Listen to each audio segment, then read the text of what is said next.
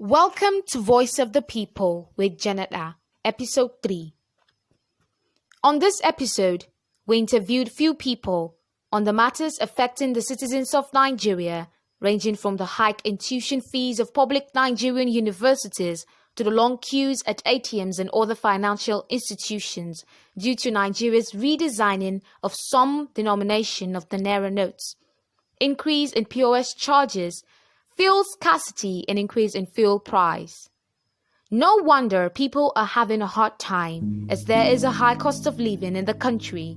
As a result, the citizens of Nigeria call on the government for possible intervention. Some university students, bank customers, and motorists had this to say. How is it affecting you, the fuel scarcity in town? Okay. Yes, I've been to the filling station lately, and you observe a lot of things at the filling station. You can have long queues, and then you also have sometimes the prices differ from one filling station to another.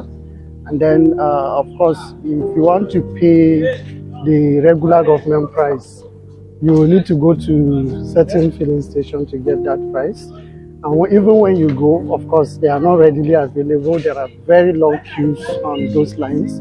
But the usual price you see at regular filling station, that normally you will not get the kind of things you want, and then you will not get the price you want, very high prices. What is your call to the government and the owners of the filling station as well?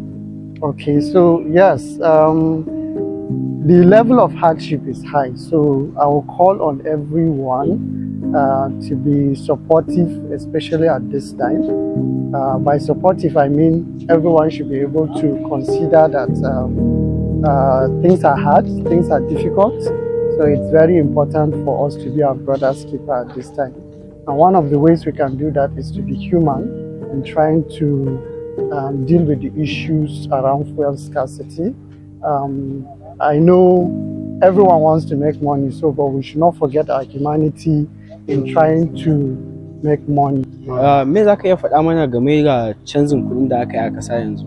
Na'am, gaskiya wannan canjin kuɗi da aka yi a ƙasa ta wani fuska yana zama alheri, ta wani fuska yana zama mutane kalubale. Musamman a wannan yanki namu na Borno da muke fuskantar matsaloli na tsaro. Wannan canjin kuɗi an ji daɗin shi, wasu kuma ba su ji daɗin shi ba. Rashin jin daɗin shi shine akwai wayanda yanzu haka wanda mun haɗu akan hanya ina tafiya nake ji suna magana cewa ya dai kai yaron shi yar shi asibiti a hannun shi, amma saboda babu wannan kuɗi sabo a hannun shi ba zai iya je asibiti ba, kuma ga yarinyar emergency na hannun shi. Wannan matsala ne babba. Akwai yara da suke so su tafi makaranta saboda canjin wannan kuɗi ba sa iya samu, ba kuɗi da aka mayar tsofi banki ba a samun sabin. An ji an aje kuɗi a banki, amma yanzu cirowan shi ya zama mutane kalubale.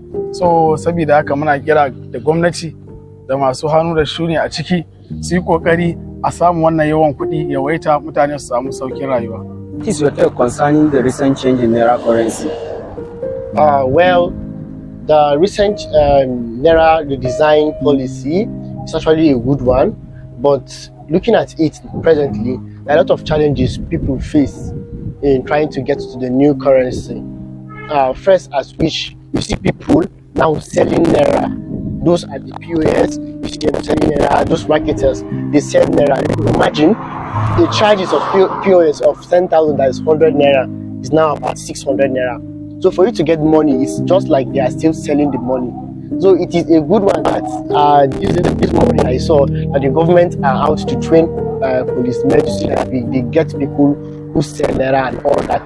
The time frame at which the government wants to implement I don't think the CBN were ever ready in order to implement this, because just as the way 100 Naira was redesigned previous times, we were thinking at least they are going to make sure that the flow of the new currency is more than that of the old currency. Because even if you go to the banks, some banks still give out old currencies.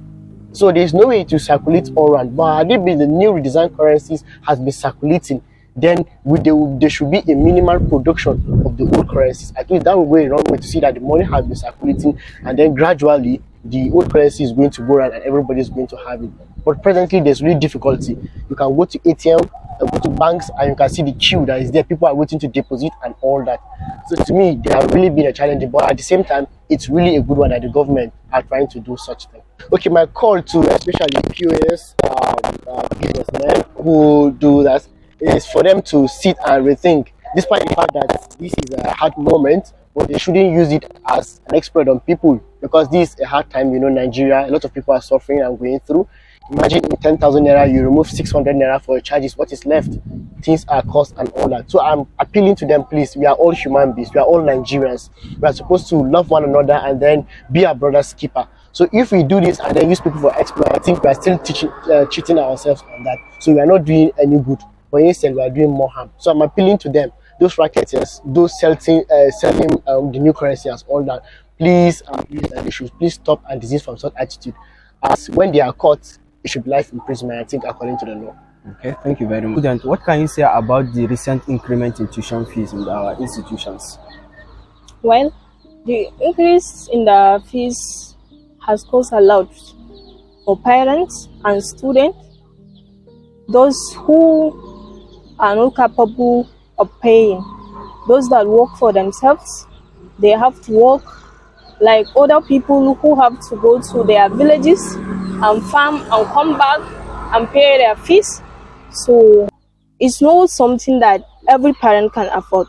People on the authority of the university to settle this issue. No, thank you very much. As a university student, what can you tell us about the recent increment in tuition fee, please?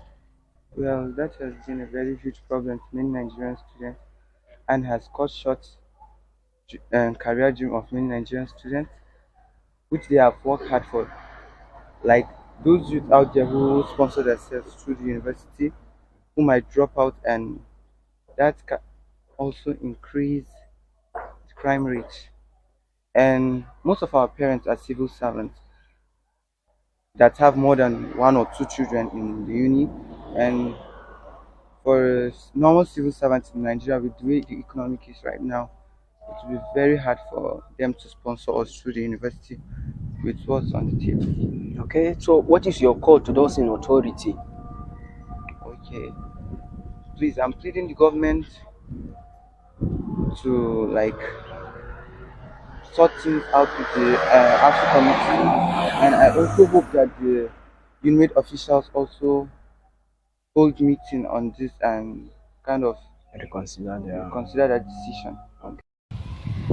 You have heard the views of some of the people we've interviewed regarding the issues in Nigeria, ranging from the fuel scarcity, increase in price, increase in tuition fees in Nigerian universities, and long queues at ATMs and other financial institutions.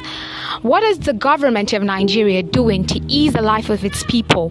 What are other development partners and organizations putting in place to ensure advocacy campaigns to influence change?